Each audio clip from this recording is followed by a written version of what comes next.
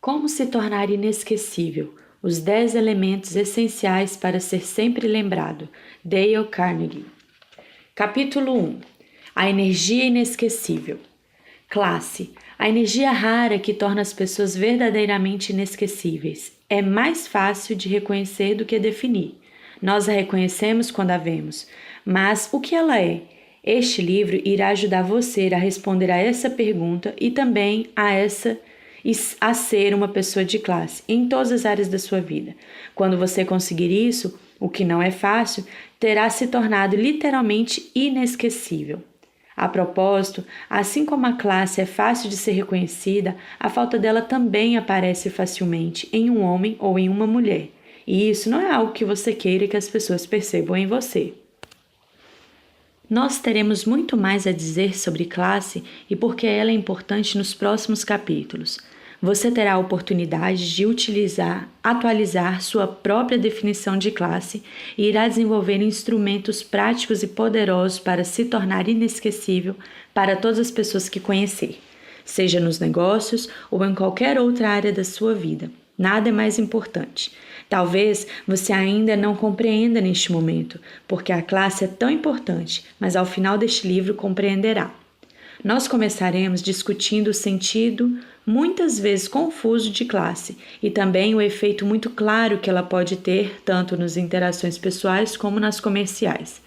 Vamos ver como a classe foi um fator decisivo em um momento crítico da história americana e também investigar como as lições daquele momento podem vir servir para você.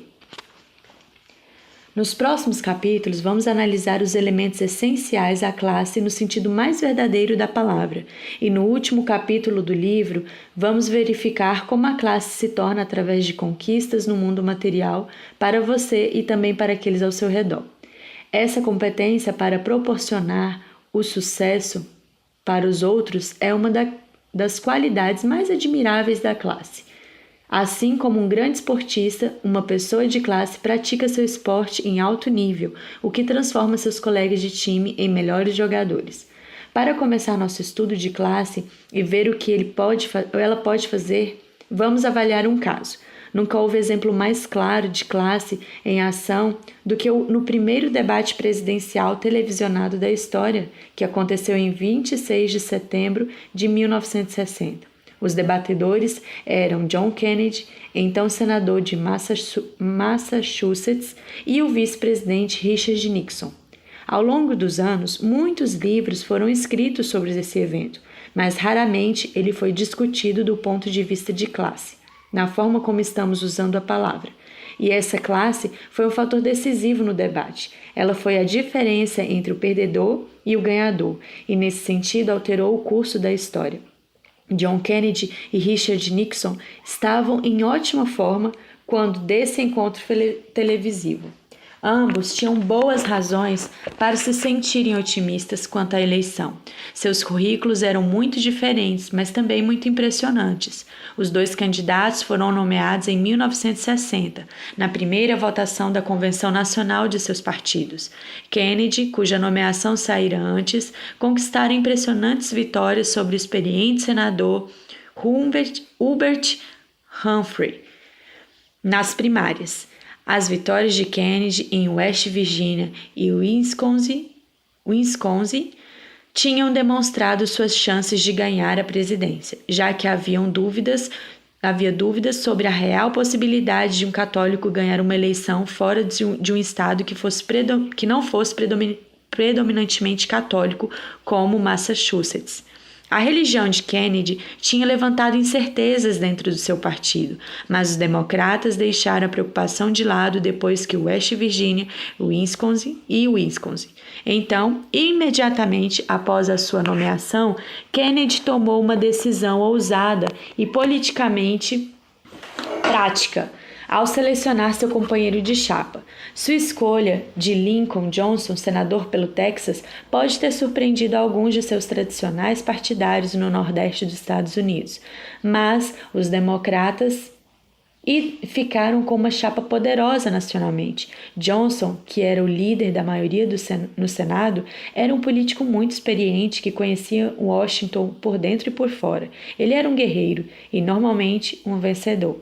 Talvez a única desvantagem da escolha de Johnson como vice-presidente era que ele e Kennedy mal se suportavam, mas Kennedy pôs suas emoções de lado para tomar uma decisão prática e eficaz. Essa foi uma decisão de classe. Vamos voltar a essa questão mais tarde. 2 semanas após a nomeação de Kennedy, Richard Nixon tornou-se o candidato republicano, com a perspectiva histórica proporcionada pelo escândalo de Watergate. Pode ser difícil hoje ter noção correta da popularidade de Nixon quando de sua nomeação. Naquela época, os Estados Unidos estavam preocupados com a ameaça nuclear que vinha da União Soviética. Nixon ganhara evidência ao discutir energicamente com o premier soviético Nikita Khrushchev em uma feira de negócios. Ele também enfrentara uma multidão anti-americana durante sua visita à Venezuela. Nixon parecia oferecer segurança e competência em um momento assustador da história americana. É verdade que ele já tinha passado por situações constrangedoras, mas ele sempre se saíra bem. E parecia que era o que estava para acontecer novamente. Ele era definitivamente o favorito para ganhar a eleição presidencial. As posições defendidas por Kennedy e Nixon eram semelhantes em alguns aspectos e muito diferentes em outros. Os dois falavam da grandeza dos Estados Unidos em termos mais ou menos convencionais, mas Kennedy desafiava a complacência das pessoas e ainda assim conseguia parecer otimista. Em muitos de seus discursos, ele se referia à disparidade de mísseis, uma suposta vantagem que os soviéticos possuíam no número de armas intercontinentais. Essa disparidade não existia, mas assim como na escolha de Lincoln Johnson, Kennedy parecia disposto a sacrificar certas coisas para conquistar seus objetivos. O Partido Republicano geralmente assumia uma linha dura nas questões de defesa. Assim, pode ser difícil imaginar Nixon como um pacifista, mas comparado a Kennedy, foi assim que ele pareceu na eleição de 1960. Não fazia muito tempo que o presidente Eisenhower, que fora o supremo comandante aliado na guerra contra a Alemanha nazista, lançara o alerta de que o crescimento do complexo industrial militar ameaçava dominar a vida americana. O discurso de Eisenhower a esse respeito era digno do mais ardente pacifista e Kennedy provavelmente concordou com a maior parte dele, mas preferiu se lançar como defensor da liberdade dos Estados Unidos ante a ameaça militar soviética. Como presidente do Exército em exercício, os discursos da campanha de Nixon mencionavam o presente seguro e um futuro melhor, mas ele falava disso no contexto dos princípios republicanos como livre iniciativa e a diminuição dos gastos do governo. Além da mensagem de pró-americanismo, Kennedy e Nixon compartilhavam a preocupação com a ameaça soviética e outras questões de política externa. Embora Kennedy pusesse mais ênfase na necessidade de fortalecimento das Forças Armadas. A semelhança de discurso dos dois candidatos forçou suas campanhas a procurar formas de distinguir um do outro. A eleição se tornou em um debate sobre experiência. Os dois candidatos tinham chegado ao Congresso no mesmo ano, 1946, mas Nixon procurava se mostrar mais qualificado na política externa, exibindo suas credenciais de vice-presidente. A questão da experiência parecia ser um ponto fraco na campanha de Kennedy, e antes do primeiro debate, Nixon aparentava ganhar forças. Isso era crucial, porque na época o número de democratas no país era muito maior que o de republicanos.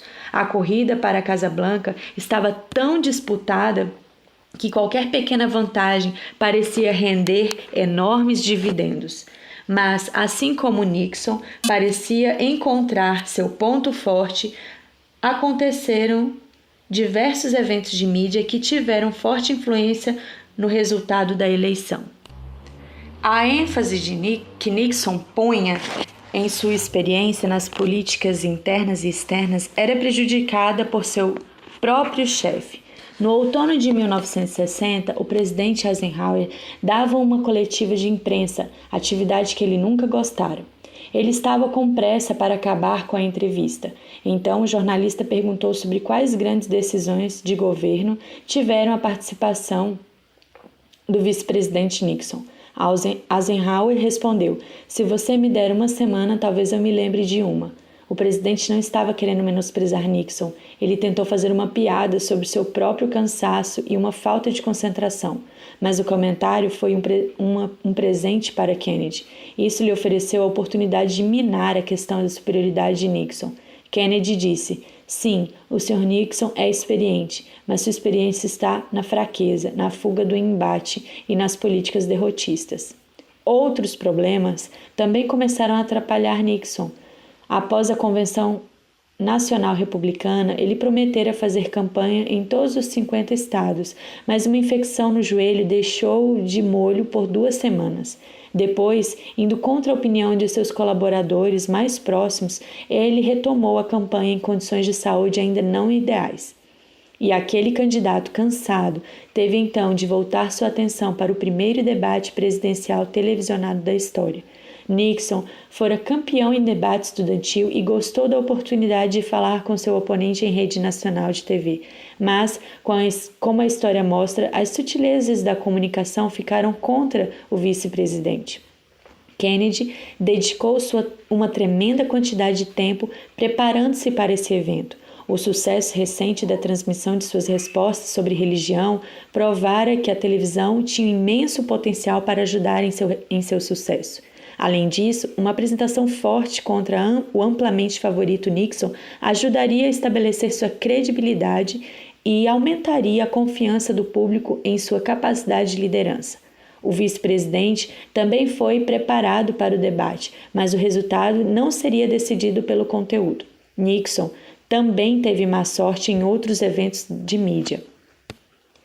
Kennedy marcou pontos importantes com os negros quando apareceu para ajudar Martin Luther King Jr. quando este foi preso em Atlanta. O vice-presidente foi pego em um conflito de interesses e teve de ficar em silêncio nesse caso, que foi muito divulgado. Kennedy usou a cobertura da imprensa para fortalecer sua imagem carismática e compassiva. Perto do final da campanha, Eisenhower apareceu para mostrar seu apoio a Nixon. Essa ação foi desprezada pelos democratas e possivelmente fez o vice-presidente parecer incapaz de vencer a eleição sozinho. Essa suposta fraqueza repercutiu na imprensa.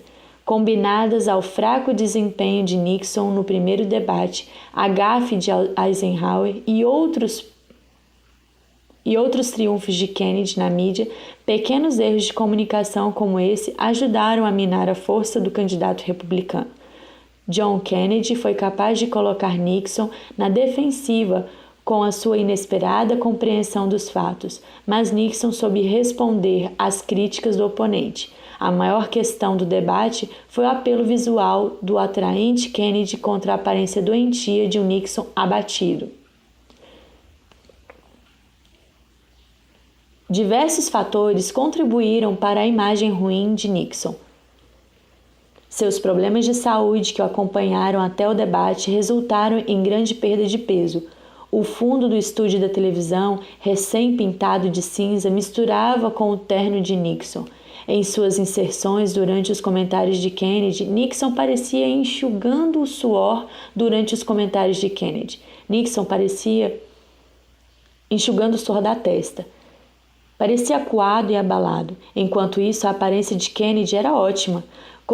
Costuma-se dizer que as pessoas que ouviram o debate no rádio pensaram que Nixon tinha ganhado o embate, enquanto os milhões que assistiram pela TV consideravam Kennedy o vencedor inconteste. Há uma razão simples para isso. Nixon fez uma apresentação excelente, mas Kennedy tinha, ou parecia ter, uma vantagem avassaladora em classe. O que queremos dizer com a vantagem em classe? Isso significa que Kennedy estivesse mais bem vestido que Nixon, embora se possa dizer que sim. O significado real é o primeiro ponto importante para compreender classe. A vantagem em classe de John Kennedy estava na aparência tranquila, calma e controlada. Nixon podia ter conteúdo, mas Kennedy tinha classe. Na verdade, nada do que foi dito naquela noite tinha grande importância em termos de política pública ou relações exteriores. Não houve frases de efeito nem declarações bombásticas e as questões discutidas parecem totalmente irrelevantes no mundo de hoje. Mas o que persistiu foram imagens de um John Kennedy de aparência confiante e tranquila. A classe em pessoa, apesar de Nixon ser muito mais experiente no governo e mais conhecido que ele. Como isso aconteceu? Em meio a tudo o que foi escrito sobre o primeiro debate presidencial, 3 pontos se destacam. Vamos retornar a esse ponto de várias formas ao longo desse livro. Então, enquanto apresentados, reflita sobre como eles podem estar presentes em sua vida e em sua carreira. Talvez você nunca se candidate a presidente, mas com certeza irá se deparar com alguma das decisões de Kennedy e Nixon que eles fizeram há 50 anos. Em um nível mais superficial, essas decisões podem parecer meros detalhes irrelevantes, mas eles diziam respeito, na verdade, a algo mais. Eles tinham a ver com classe, ou a percepção de classe, e sobre como comunicar essa impressão com eficácia. Primeiro, os participantes do debate estavam lá por razões muito diferentes. Para Kennedy, o debate era uma opção positiva. Relativamente desconhecido, ele tinha tudo a ganhar e pouco a perder. Para Nixon, contudo, o debate era uma obrigação.